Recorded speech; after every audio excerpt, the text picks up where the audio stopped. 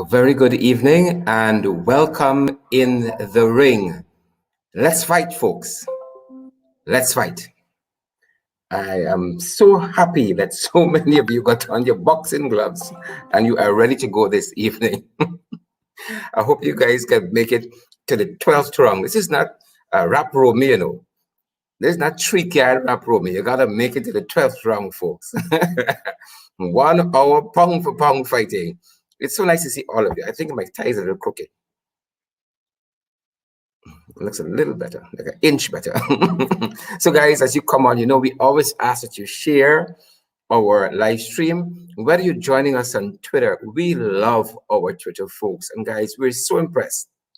There's so many folks on Twitter following us, retweeting. So many folks on YouTube as well, picking up on our YouTube broadcast and commenting and so forth. We love that, folks. We love your comments. Give us a like, give us some comments. Any of the emojis is fine with us, even the angry one. As we say, in the ring is where all your comments are welcome, whether you belong to the fraudulent PPP, whether you're one of their supporters, whether you're WP, whether you're loving APNU AFC, whether you belong to 𝗪𝗵𝗴 Party, you belong to the Liberty and Justice Party, the TCI, the CI, all of you folks are welcome in the ring. We love the contention of ideas, and we believe that it's in that atmosphere that the best ideas come to the surface. So as you guys come on, we are going to encourage you to share the live stream. I'm going to do exactly the same thing and practice what I'm asking of you this evening. Share that live stream, guys. It's going to mean the world to us. We had some really nice shares last night when we check it. By the time you give us all of those shares and we come on, we're already at about 10,000 views just by the end of the program. So you could imagine how well we do the following day. And that's the thing about social media. People come back and they watch the program in their own time. Some folks say they don't always catch it at 8 o'clock, but they are grateful that they're able to come back and to watch it when they have the chance to. It's always on our Facebook pages. It's on the YouTube channel. It's also on Twitter. There for your viewing consumption whenever you have the time. And we know that so many other programs are working their timing around ours, and we are grateful for that. That's why we really love to start promptly at 8, and we love to conclude promptly at 9. That is how I like to work. I like to work according to time. And if I promise you we're going to be here for just an hour, I don't want to take up much more of your time than that. Folks, it's all in the PPP family tonight. Fraudulent, corrupt PPP family. That's the theme of our discussion. And we love it. We have quite a few shares already. I'm going to share to a couple places. We usually look for a particular magic number before we get the program started proper. Why guys, these people always so late? And then they're going to vex, They're going to vex, and they got to watch back the start later on because they missed the hot topics. Or sometimes if we have a guest who wants to come in an earlier slot, we do the hot topics at the second segment of the program, and they are vexed. So folks, you got to come on time. You got to show up on time. We like efficiency and effectiveness. All for your viewing pleasure. So we're waiting for that magic number. And while we're doing that, I am sharing the live stream as well. I'm sharing back to my profile now. And then I'm going to share it to a group. And then I'm going to be good to go. And I'm going to wait for you to share it as well. Quite a few people are sharing, and I love that. That is the part that you play. That we put the content together. You love what we do, and we just ask that the price of admission is that you share the live stream. That is all that we ask. That is the only price that we exacting from you. I mean, quite a few people sometimes send us a little, some, I would call it financial aid to keep the program going, but we have not made that a big part of our show. Asking for funding. From time to time, I see projects, want to help people with a hamper or something, and I reach out to you, and you always respond. So I try not to tax you consistently where that is concerned. So the only price of admissions is that you share the live stream, folks. I'm ensuring that my subject and my verb are agreeing. And again, we have our part to do as an opposition, as a member of parliament. And I was reminded today, as I know, that as a parliamentarian, we don't just represent the people with the second highest votes in the country. We represent all of the folks. And that is why this program aims to be so inclusive. All of the views. That's why I don't really fuss with what the PPP folks, our friends, say on the page. It really doesn't bother me, because that is part of your democratic right, and the same privilege I give you to criticize me and to look at the work that I do and what I say, and to pick it apart, deconstruct it. That is your privilege, and I expect that you give me the same courtesy, that you extend to me the same courtesy. Just as many of you were critical when the 𝗪𝗵𝐴FC was in government, that is the sad part, that you don't expect us to be as critical as you were of the PPPC administration. And until we can have that body of views in which the strongest ideas are the ones that are accepted and adopted to move the country forward, we ain't going nowhere, folks. We ain't going nowhere. And just as critical as you were of the 𝗪𝗵𝐴FC government, you should be able to be very critical of the government that you support, if that is the PPP. You have to be equally critical of them. And when they're doing nonsense, you guys have to be able to say that they're doing nonsense. And who vex, right? Who vex. All right, we're still watching for our magic number at our end. Let me see if we're there. We are very close, guys. Again, and that is why we say all of you, all of us have a responsibility, and that we come with information, but the information is not going to be too valuable if you only keep it to yourself. And that's why we ask that you share, because we want as many people to be able to benefit from the information that we have to share. The government, as fraudulent as they are, they have a right to put forward their information, but they must be competing views. What a boring world it would be if we all agree to the same things, right? What a boring world it would be if we only eat okra every day, right? Even after 6 months, a baby got to come off of breast milk and go to other foods. There's only so much of one thing you can take. And so while you criticize us, and we accept those criticisms, we look for the constructive ones and see how we can change, because change is always needed. You extend to us the same courtesy to criticize and to be critical and constructive in our criticism as well. When we see things that we don't believe should be happening, we're almost at that magic number, folks. And I crave your indulgence. Those of you joining us on Twitter, our Twitter folks, our Twitter friends, we love you guys. And we are going to thank you this evening for that tweet. We know, when we look at the numbers, we see a lot of people watching, but we get the impression that a lot of people don't want other people to know that they're in the ring soaking up the information here. So they would never share it back. They would never share it back to their profiles. They would never retweet. They would never give us a subscribe on YouTube, because they're stingy and they're ashamed to. Because if their friends only see them peeping out from under the sheet watching us, they'd be so ashamed. Folks, let's fight. And we are in the hot topic zone for this evening. Again, I am so privileged that all of you can join us. We are in the hot topic zone, and we hope that you guys are ready, that you have your seatbelts on, because here we go. All right, maybe not so fast. Hold your horses. Maybe not so fast. Maybe not so fast. Here we go, folks. In a bit of international news, am I calling it right? In a bit of international news, we see that, what is the airline? Eastern Airlines packing up their traps from Guyana. I don't know if they've been here for a full year yet, but we see Eastern Airlines said they had enough. They had enough of the PPP.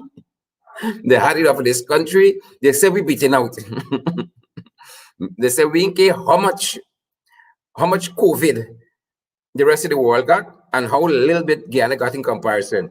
We beaten out. In a press statement out of the office of the Leader of the Opposition, the Honorable Joseph Harmon MP. The press statement states, the office of the Leader of the Opposition, the office of the Leader of the Opposition has this morning received several complaints from irate stranded passengers of Eastern Airline who have advised that they have been told by the airlines that it has suddenly discontinued its service to Guyana. The passengers were given no notice by Eastern Airlines, and this decision to discontinue service, and several of them are now stranded in Guyana. Thanks, Eastern Airlines, and unable to make their way back to the United States to return to their families and jobs. Wow. I keep telling y'all, it's like confusion powder since the PPP took over on the 2nd of August.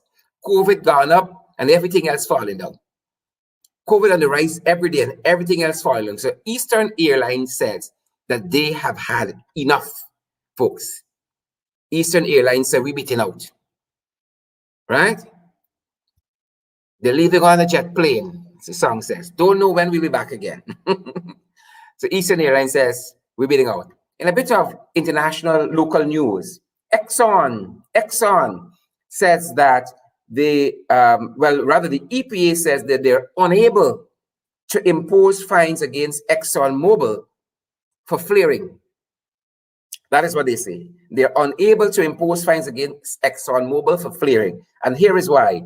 According to a newsroom said that despite calls for fines to be imposed against Exxon over its continued flaring of gas as a consequence of the damaged compressor of the Liza 1 Destiny, the Environmental Protection Agency is hamstrung in doing so at this time because the oil giant has not exceeded its 14 billion cubic feet listed in their agreement with the EPA. So they could, according to them, I don't know who's doing the measuring, according to them, that they can flare and flare and flare, right? They're flaring up once they don't exceed 14 billion cubic feet.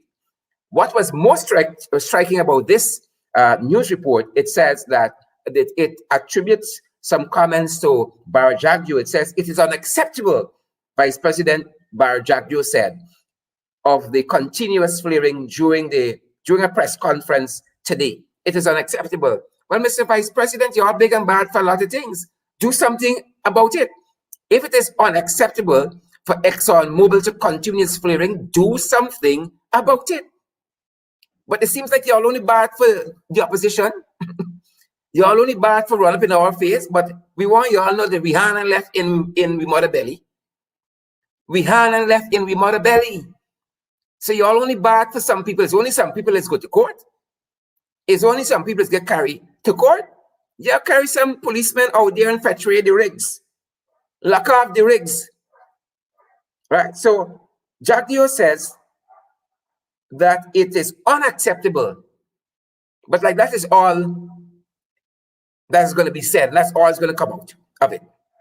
It is unacceptable. Do something about it. You all wanted government and you all making so much excuses. So fraudulent you all are, riddled with fraud. That is why y'all can't come off the market since August 2nd. It is unacceptable. Fair enough. Do something about it. That is what leadership is about. Moving on. Guess who we saw on the Learning Channel recently? 𝗪𝗵cie. Same people who abuse out the coalition that we politicize in the Learning Channel. Well, there was Priya recently on the Learning Channel. As one member of the public said of Priya's appearance on the Learning Channel, the individual said, I thought we're not supposed to have any government programming on this channel, and all broadcasts is supposed to be educational, apolitical, and non-commercial as part of the channel's mission. Now tell me why the education minister, the vanguard of justice, the poster child of political righteousness, Ms. 𝗪𝗵cie, here desecrating the values and founding principles of the Ghana Learning Channel. Yep. The person went on to say, we expect better from you, minister. You see, this is how you know frauds. This is how you know fraudulent people. They tell you one thing and they do something completely different. That is how you know frauds. That's how you recognize frauds, ladies and gentlemen. They tell you one thing and then they want to do something completely different. Folks, As we turn our attention in the hot topics to local government, we notice hundreds of you are joining this live stream. And so we encourage our Twitter viewers to retweet, give us your comments. We encourage our Facebook viewers to share back to your profiles. Give us your comments as well. Click on one of the emojis, whether you like us, you love us, you're wowing, you're having a great laugh, or you're just angry. Give us a reshare so that we can encourage more persons to join the live stream. We see hundreds of you are on the live stream. Give us a share, folks. That is the price of admission. In local government news, more hot topics. 𝗪𝗵. We focused on this in one of our earlier shows. The local authority, the town council in 𝗪𝗵, threatening to break the vendors down by the waterfront. Well, PPP in power. And Brock Down Ben has been replaced. So this was the scene at the 𝗪𝗵 waterfront today, where the town council moved in and mashed up the people stalls, mash up the vendor stall. And the Village Voice reads that reluctant vendors to be relocated to the market tarmac. And the vendors were complaining that the market tarmac was too far off from where the majority of the people at the waterfront usually come and go, right? The article reads that the town council at 𝗪𝗵 in the Northwest District on Monday dismantled over a dozen stalls at the business community. Now, a dozen stalls, in the Comarca area. A move that is likely to leave many without a source of income. This reminds me of the lady in 𝗪𝗵cie who said she voted for the PPP all her life. And in the last election, this is the flower shop woman, the plant shop woman.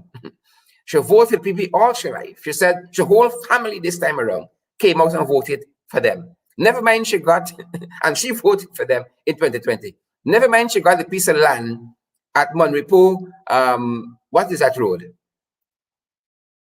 Whatever is the main road there in 𝗪𝗵cie. APNU AFC gave her that piece of reserve to do her plant shop. Soon as the PPP came in, they threw her out. Right? Soon as the PPP came in, they threw her off of the property, folks. That's the caring government.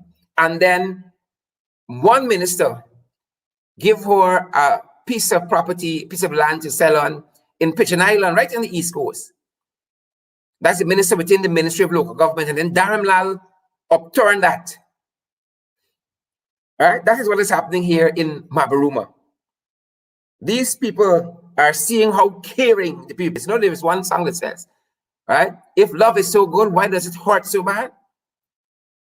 If the PPP government is so caring, why does it hurt so bad? Why does it hurt these vendors so bad?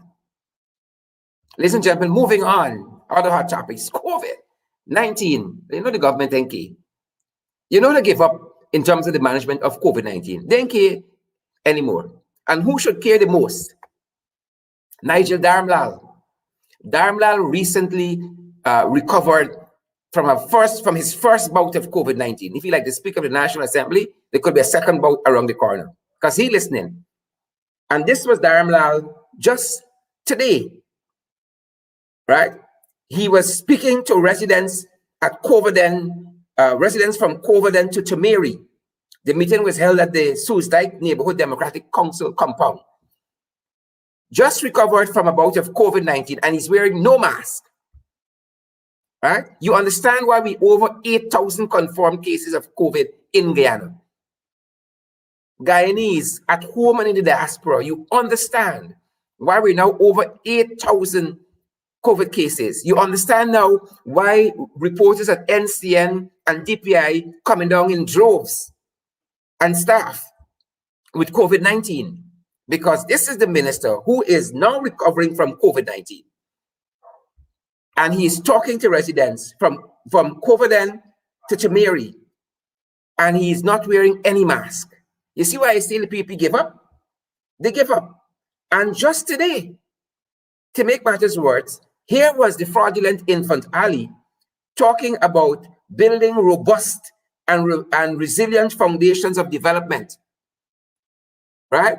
Talking about a multifaceted approach could be tailored for disaster risk reduction in relation to COVID-19. In relation to COVID-19, and here is the Minister of Local Government, the fraudulent minister, the wicked, illegal minister of local government, Nigel Darmlal, looking haggard and tired, talking to residents from Covenant to Mary without any mask, right? And he was one of the 8,041 confirmed cases of COVID in Guyana. As of today, there are 19 new cases. So currently we have 8,041 cases of COVID-19, 18 new cases as of today. Folks, we turn our attention in the hot topics to an issue of public importance. An issue of public importance. Tonight we turn our attention to a gentleman called 𝗪𝗵𝗴 of lot 194, 𝗪𝗵 Street, 𝗪𝗏. Mr. 𝗵𝗴 is considered a PPP thug who threatens to shoot his neighbors. He is considered a PPP untouchable. He has closed off 2 drains in an alleyway, according to residents. And it is alleged everyone's yard is flooding. Mr. 𝗵𝗴 apparently even built a huge structure in the alleyway, reportedly a bar to entertain his friends. So this got to be either an uncle or a brother, somebody. And despite many complaints by neighbors in 𝗪𝗏, the authorities apparently are not going to do anything, as he continues to tout his PPP connections. This is Mr. 𝗪𝗵𝗴, lot 191, 𝗪𝗵 Street, 𝗪𝗏. I hope I'm calling the street right. Who allegedly is causing his neighbors lots of discomfort, bullying them, and threatening to shoot. Threatening to shoot them, ladies and gentlemen. That is what we have happening. Threatening to shoot them. And that is why this evening's A Good Night to All Except goes to Mr. 𝗪𝗵𝗴. So a good night to all except Mr. 𝗪𝗵𝗴 this evening. Threatening to shoot his neighbors. I know some of you got neighbors like this. A good night to all except Mr. 𝗪𝗵𝗴. This is the photograph that we have of him. So if we couldn't do much with it, we were training the Photoshop mechanism to make the fella look good. Now, when you got a certain appearance, when you're facially challenged, as we would say in this country, you ought to live nice with people. You ought to be closer to God. You ought to live real nice with people. So this is Mr. 𝗪𝗵𝗴, ladies and gentlemen. The old ferret. The old ferret that is making all of that trouble. That is making all of that trouble in 𝗪𝗏. The old ferret. It's a good night to all except this gentleman. A good night to all except Mr. 𝗪𝗵𝗴. And if you are his friend and you're telling him that he's wrong for bullying people and threatening to shoot them, I mean, that's how we're living in this country. Is it how we're living in this country, folks? Come on. Come on now. Come on now, folks. Ladies and gentlemen, we get into the next segment of our program for this evening, which is our close-up segment. We are close up to the issues and we are close up to the personalities as well. And with that, I want to welcome the former Minister of the Public Service, Mrs. 𝗪𝗵𝗴 𝗪𝗏. I hope I'm calling it right. 𝗪𝗵𝗴, I love when you're on. Let me admit that one time. Get it out of the way. Watch your audio for me. I think your audio is still off. Yes, sorry about that. Yes. No problem. There we go. Are you Welcome. How are you doing? I am good. I'm good. How are you? I am great and I'm happy to have you. I was saying I love when you come on. I know things are going to be right because we can get credible and valid information once you are on. Yes, sir.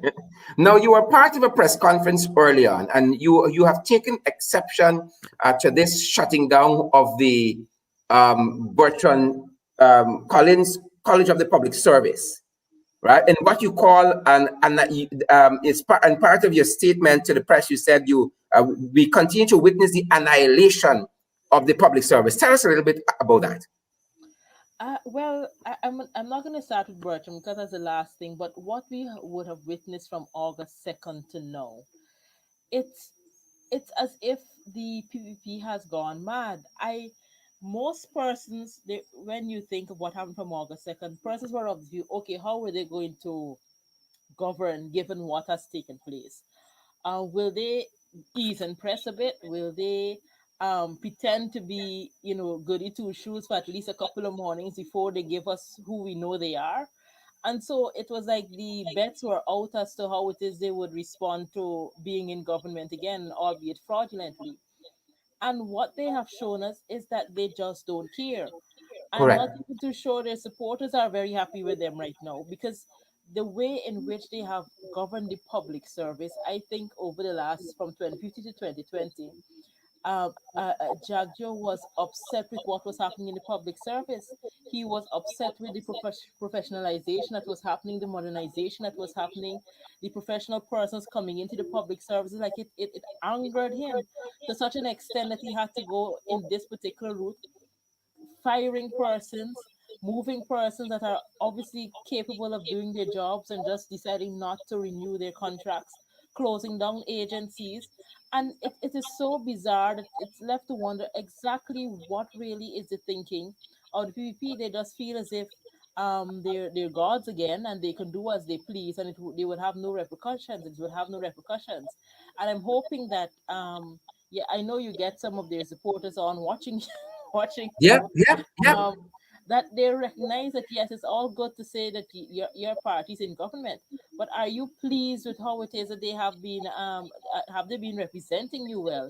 Are you pleased? Don't you are you in the public service and you see your colleague going home for no other reason other than somebody fed up of them in cabinet?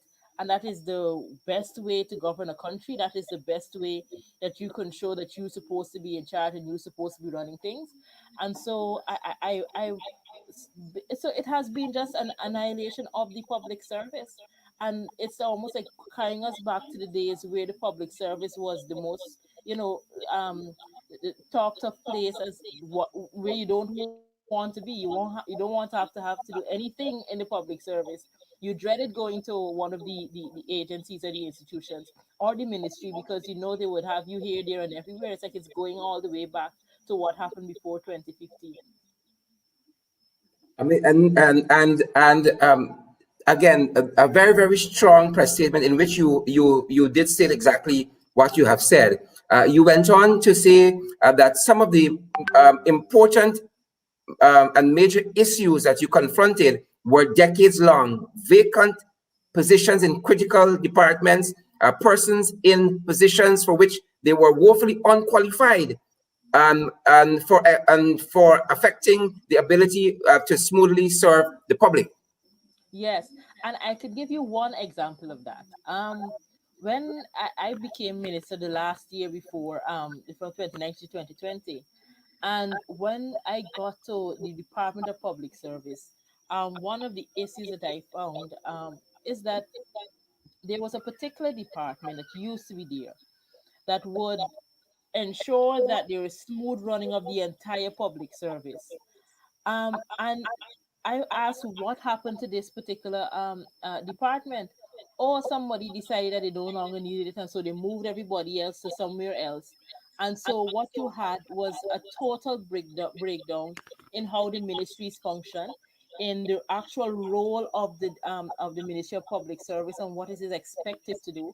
And so what you saw was they're doing projects, but projects that were supposed to be linked between ministries. So ministries doing one thing, another ministry doing something else, and there was no conversation happening, no no linking and syncing of information of projects, of programs that that should happen.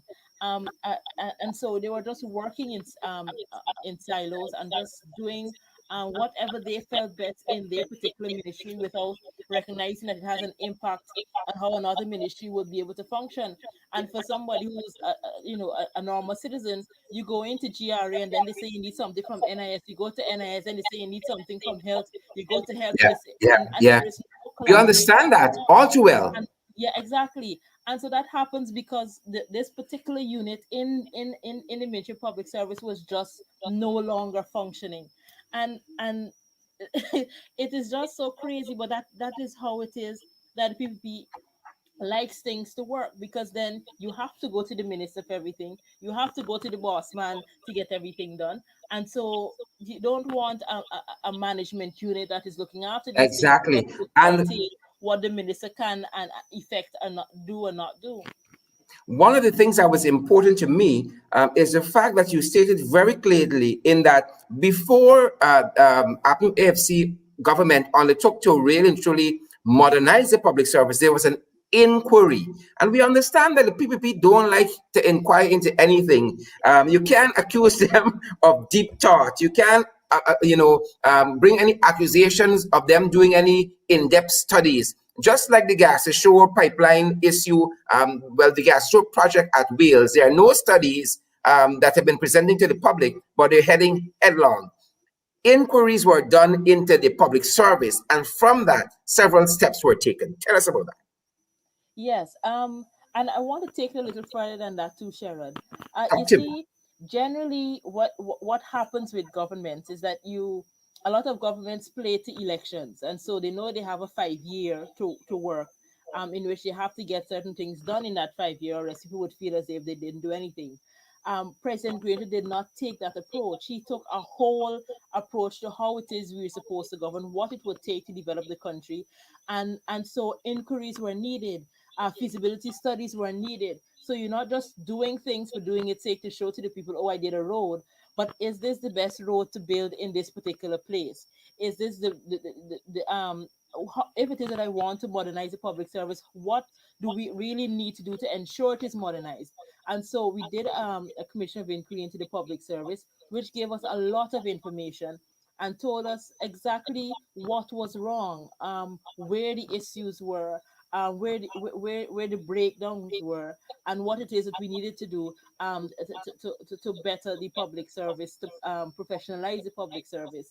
And so what you see happening in the 2020 now, moving forward, some of those products are now coming on stream. Some of those things are now, seeing them, because the Granger administration took the time to do the studies, took the time to do the inquiries, and to help us to better understand what is happening in the entire governance structure, so that we can now move forward into building, repairing, and those things. So it was his approach was, for some persons, was slow, but it is the better approach for Slow and steady, developing fast a and fragile. country, and not just the 5 year, we're going to election, so let's just build some roads, do some bridges, like the $2 million bus shed that is not really $2 million. You're not really doing a proper study to determine what is actually needed in the community, in the area, and then work towards that. Slow So and steady, fast and fragile. So, which yes. brings us now to the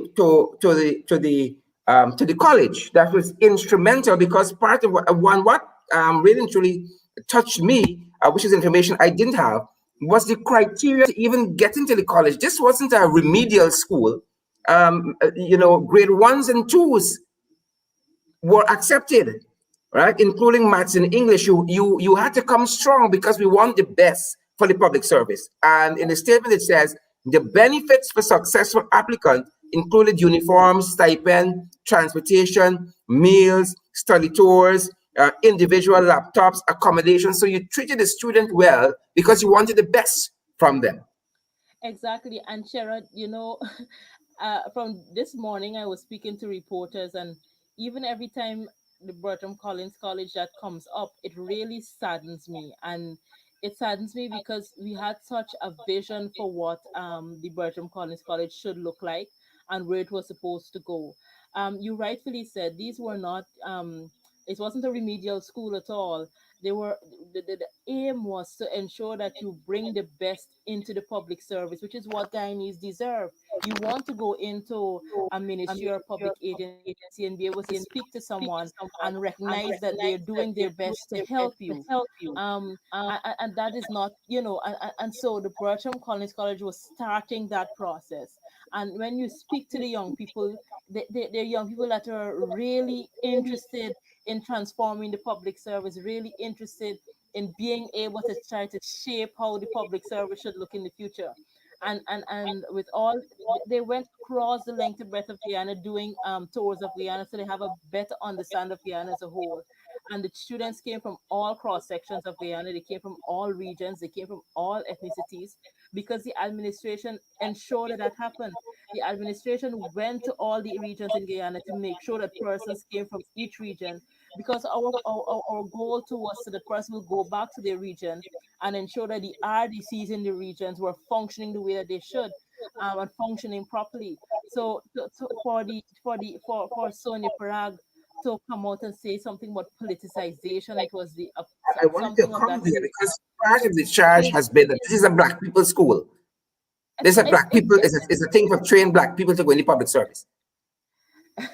it is really sad that that is where you have to go, but I understand why she went there and why the Ministry of Public Service went there, and they went there because they have no real reason for closing it down, and so they have to say words that would feel good in their echo chamber. But anybody that looks at what was actually happening and who was in the public service and saw the young people that were actually coming into the public service would know that it was nothing to do with politics.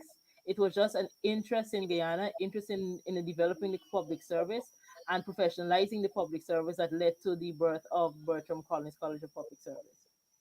And I know one of the things that concerns you, that continues to concern us, is the fact that you've said, what is to become of the four cohorts of approximately 240 young people?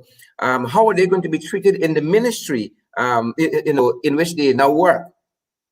Exactly, because um, the reason the reason that this is important, this is something that we need to look at, is that every time the PP goes to fire somebody or goes to decide that they're not going to renew a contract, you hear that it has to do with politics. And the APNUFC was playing politics at Sarah, the APNUFC was playing politics in this particular area, or the person has some political link to the APNUFC, and so they should not be in that particular position in a ministry or department.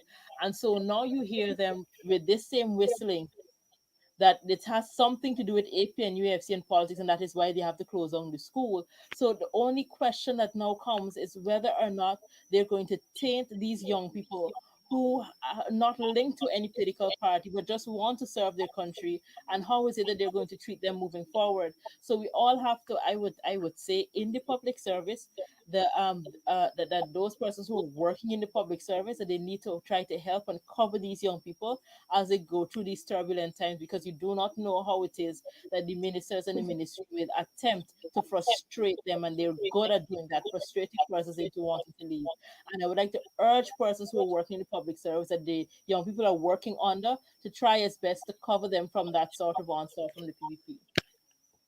And you know what? As I read through this statement, and as we were talking, I get the impression that the PPP don't really like school. That is why some people end up at a place like 𝗪𝗧 University. And I kept wondering, you see, when you laugh like that, you throw me up. Stop it. Sorry.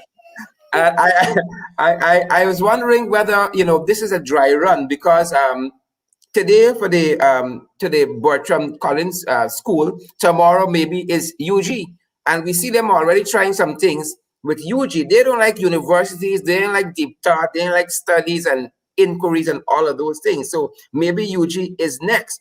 And I saw it from another angle too. When you look at some of the people PPP have chosen for leaders, you wonder, you know why they're shutting down school. I mean, what is 𝗁𝗵 𝗪𝗁 qualified in? You pick. What is 𝗪𝗵𝗏 qualified in? What is his area of expertise? What did he went to UG? Some of them need to go to the college, right? But because perhaps they ain't got these grade 2s and so 1s and 2s and so on, and they can't make it, the thing is to shut them. Because when you listen to some of them, they need to go through this college. Yes, that's Sharad, I've been wanting to write an article on what exactly goes on in Parliament with some of these MPs, and you're absolutely right. They probably needed to go to the Bertram Collins College before they get to where they are, where they are currently. And you're also right about what is next and their interest in education, their interest in schools, and their interest in development of our young minds. And if it's anything to go by, what is happening in the Ministry of Education doesn't really give you much to go on. And so even let's take it back a bit.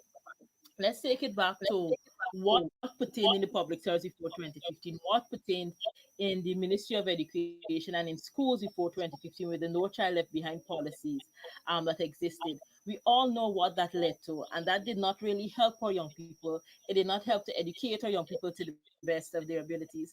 And so the shutting down of the Bertram Collins College, it's really a throwback to the PPP's views on education and on young people, because there are young people that were aspiring to get into Bertram Collins College.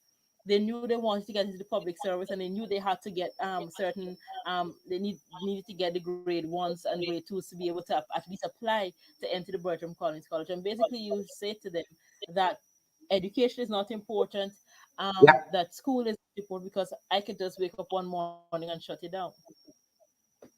Precisely.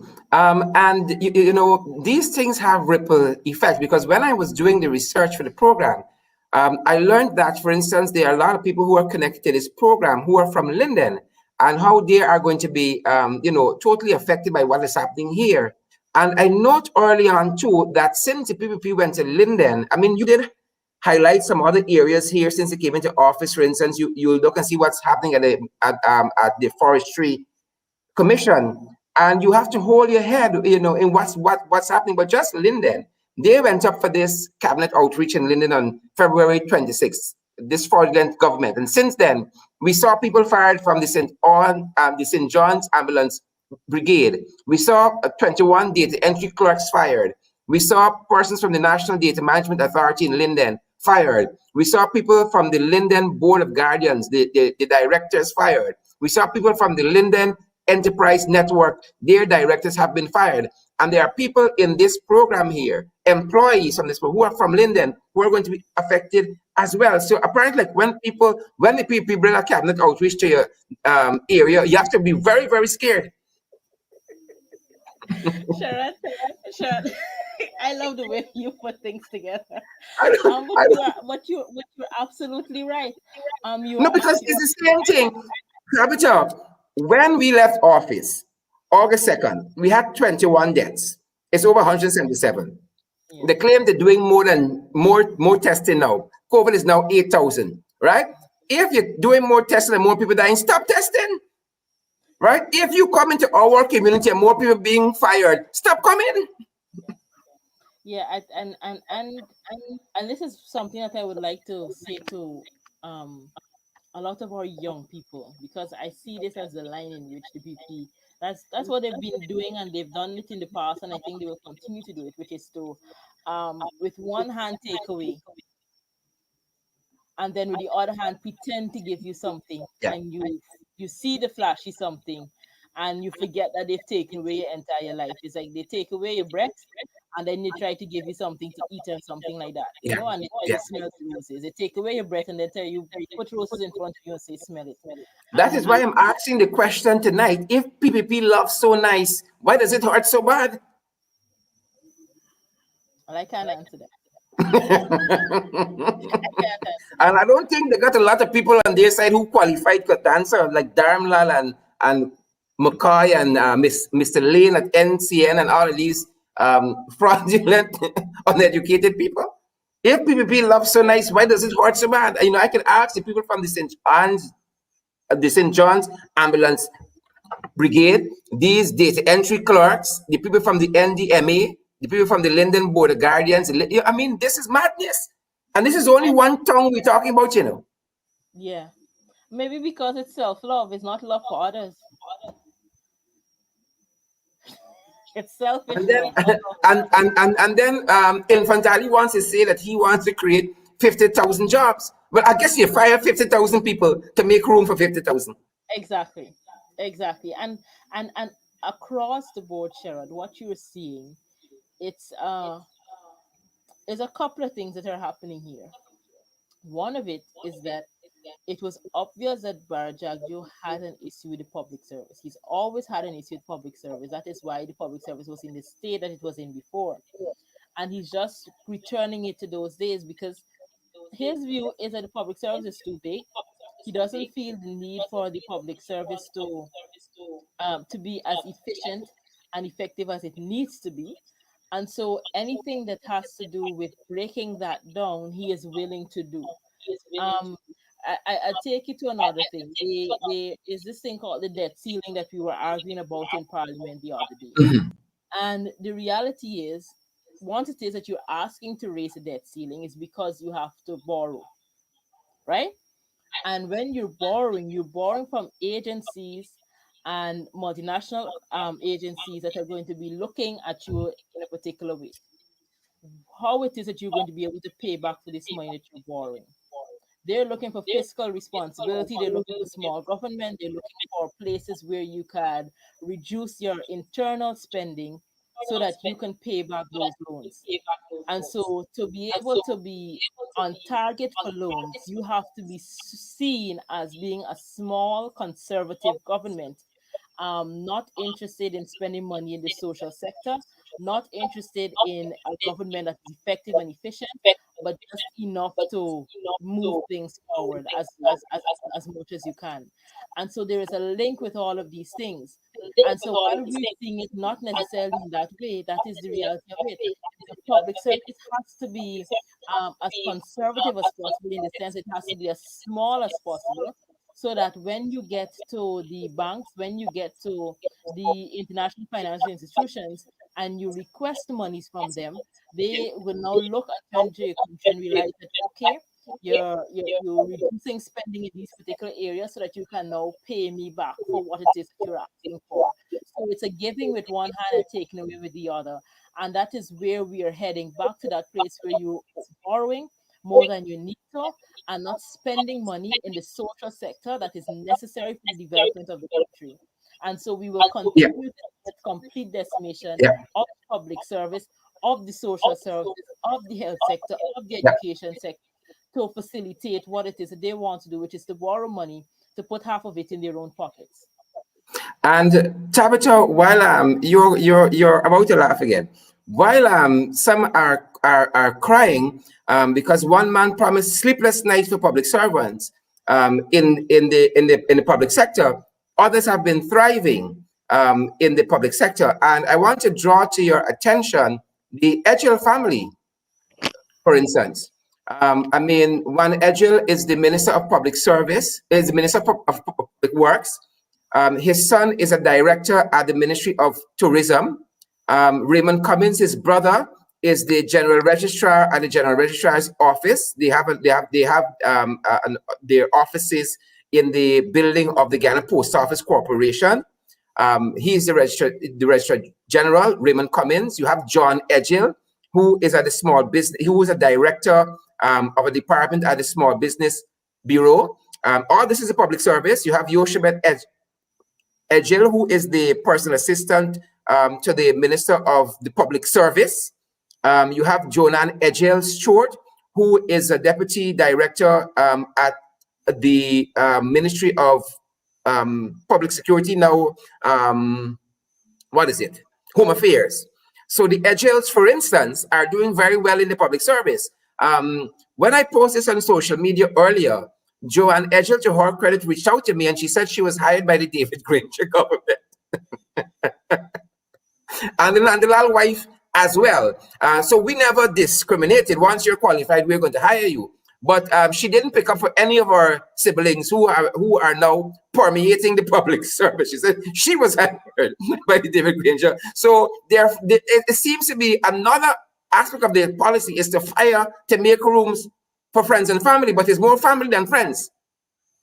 And you see, um, I didn't want the public to get involved or have to say anything about the Minister of Public Works. But it's a sad state we're in Guyana. Um, if you are one way, you should show yourself to be true to whoever it is that you are, and not wear masks. So that's all I will say on that particular individual and what is happening with his family. Great. Whatever it is that you are, just be true to yourself and true to the others.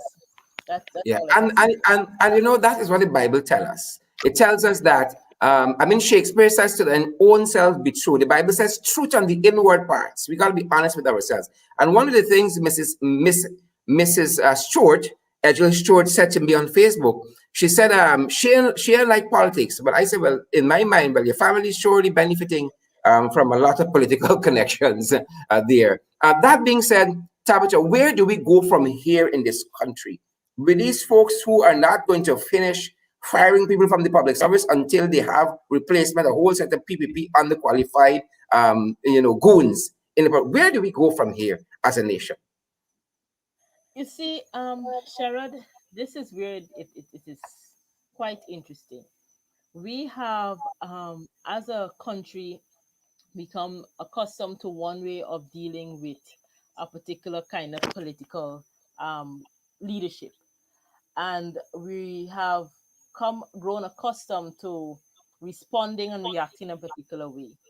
And we have to decide at this particular stage whether or not that way that we're accustomed to is the right way to respond to some of these things.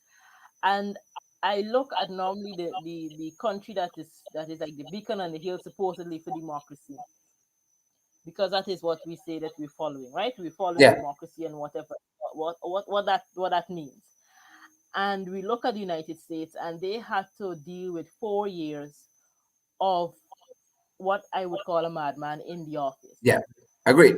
Um, if they decided to go a different route, it would be the end of democracy for the modern era, right? Because Yeah, they're the beacon on the hill. But they had to work through it. A lot of things happened in the society that were just crazy. A lot of deaths occurred, COVID-19, a lot of police killings of black young men, and they had to rally through it. Yes, there were protests. Yes, there were agitations against what was happening, but there was a need to also determine at what stage you do what and who does what and when. And so, while it is that we are accustomed to one way forward based on what our history has showed us, at this particular juncture, we have to make a decision as to what would be the best way forward for the country and for ourselves and the future generations. And so that is something that I know the AP and UFC has been tackling. We've had conversations upon conversations at every turn as to what would be the best response to every situation that would have arisen since August 2nd. And I can say that we don't always agree, but we always decide at the end of the day that we're going forward together, and that the people has to be our first interest. And so, where do we go from here? My personal belief is that the PvP is going to continue digging themselves into a hole that they can't get out of. And we do Mhm. not help them do it. Let them do it on their own because they're doing an awesome job at it.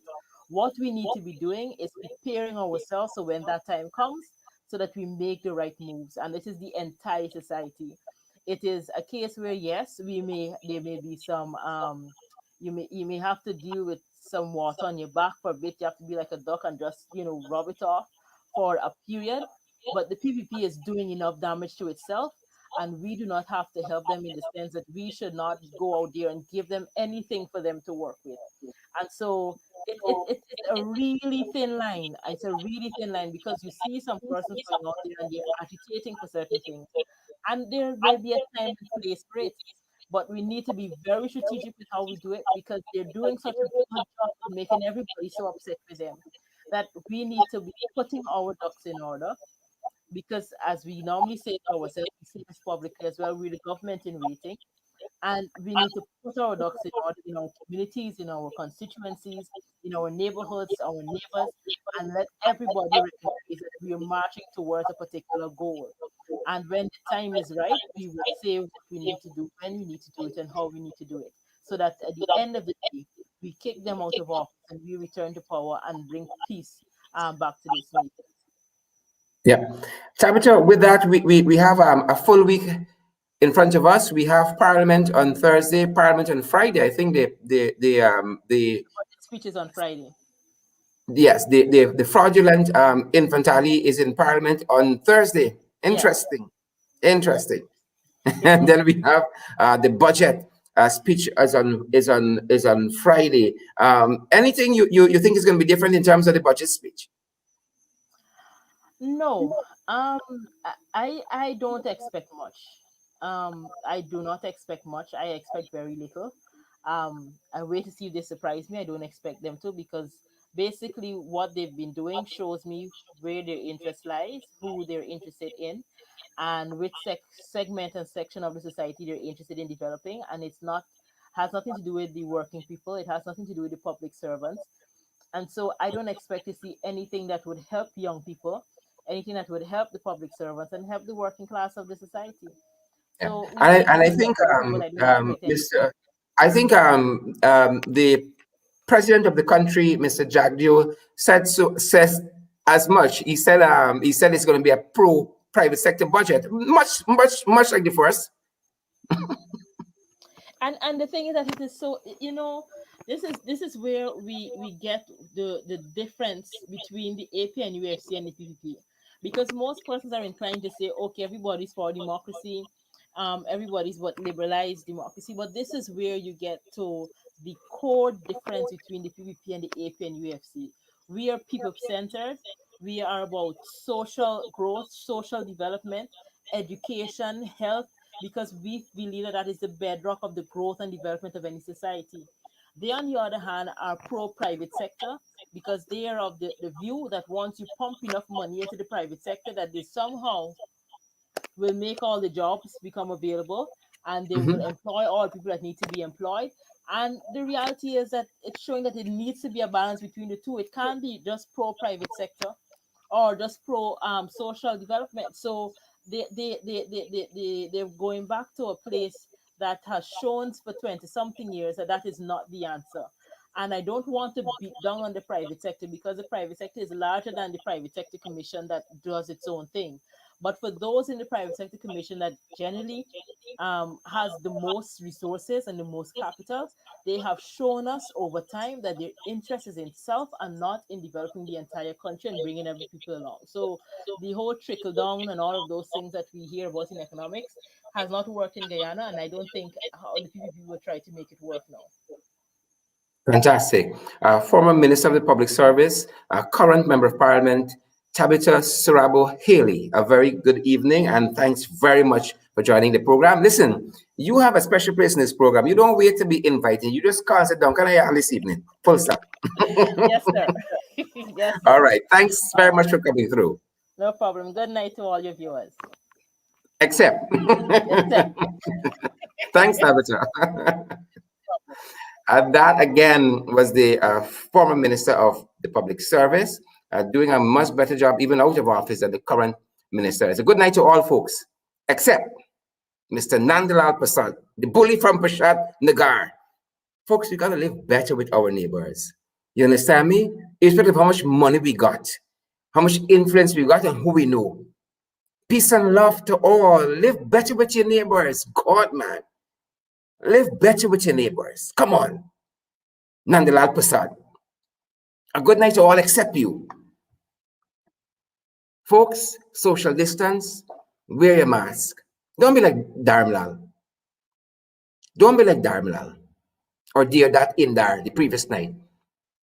COVID is serious. Wear your mask, social distance, sanitize. No gatherings larger than 10 and social distance even in those gatherings. right? Eating houses, they say now 40%. I think they've moved the religious bodies now to 40% of their seating capacity and not more than that. Let us be responsible in their 𝗪𝗪, PPP on the whole. Let us be responsible, folks. COVID is real. A very good evening to all, except 𝗪𝗪cie 𝗵𝗲. Good evening, guys, and do stay safe.